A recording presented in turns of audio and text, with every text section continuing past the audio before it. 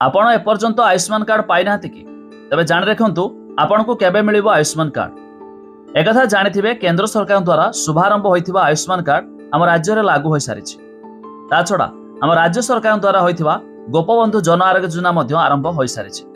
तेबे ए स्कीम द्वारा किछि हिताधिकारी कार्ड पाइथिया बेले एबे बे अनेक हिताधिकारी अछंती जो माने मध्य ए कार्ड पाइ नाथि। तेबे आपन को ए कार्ड केबे सुधा मिलिबो वीडियो रे जानिबा शेष पर्यंत देखंतु। ता पूर्व वीडियो को लाइक करंतु, सब्सक्राइब करन थिले एबे सब्सक्राइब करी पाखर थिबा घंटी चिन्ह को दबाइ दियंतु। जेमिति कि आपण माने जानिथिबे आम पूर्वतन सरकार अर्थात नवीन सरकार थिबा समय रे बीएसकेवाई कार्ड आरंभ होइथिला।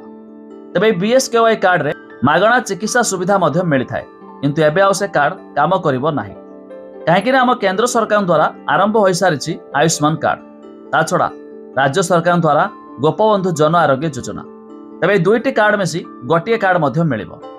किंतु सबुठारु बड़ कथा ए कार्ड किछि हिताधिकारी पाइथिया बेले एबे भी अनेक हिताधिकारी अछंती जेमानको कार्ड मिली नाही।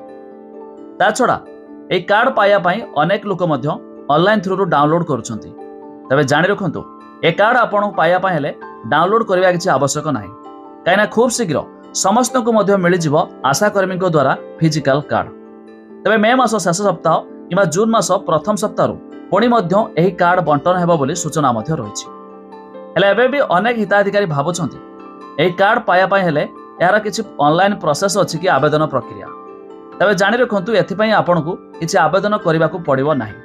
जो मानकर आधार कार्ड अछि आधार कार्ड थ्रू मध्य समस्त को एही कार्ड बंटन करा जाउछि। किंतु आपन को एही कार्ड पाया पई हेले आपन को एक ई केवाईसी करबा को पड़ि थाए।